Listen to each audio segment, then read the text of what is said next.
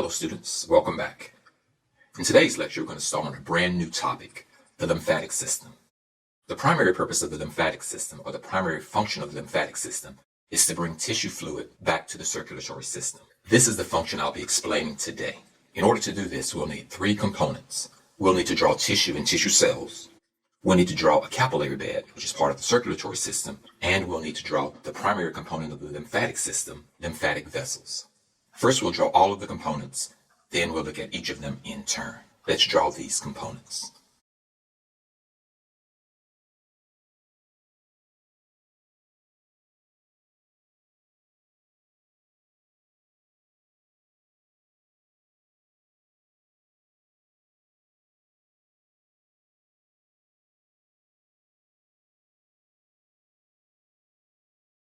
Here we have the components of the lymphatic system. We have the tissue cells here, we have the capillary bed here, we have an arteriole, a venule, a metarteriole, a thoroughfare channel, and the capillary bed itself. And we also have lymph vessels. Now let's explain what the lymphatic system does. We'll get rid of the lymphatic vessels and the capillary bed first. Shown here are our tissue cells. All tissue cells need a blood supply so that they can receive oxygen and get rid of waste. And so that is the purpose of the capillary bed. Shown here is our capillary bed. Blood plasma leaves the capillary bed to nourish the tissue. Each day, about 20 liters of blood plasma leaves the circulatory system to become tissue fluid. Approximately 17 liters of this tissue fluid is reabsorbed by the circulatory system. This leaves about 3 liters of tissue fluid that remains in the tissue, or about 15%. If this tissue fluid were to remain in the tissues would become swollen with tissue fluid. This condition is known as edema, and the tissue is said to be edematous.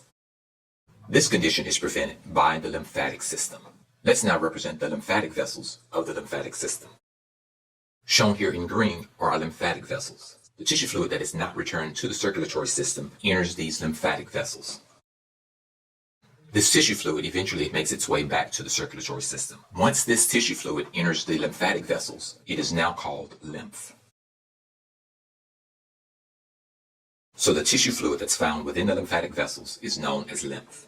So this is the primary function of the lymphatic system, the return of tissue fluid back to the circulatory system. Let's label a few components here. Let's name them first and then we'll label them. Here we have an arteriole, a metarteriole, a thoroughfare channel, a venule, tissue here. These are tissue cells. These are lymphatic vessels. And the capillary bed and the lymphatic bed.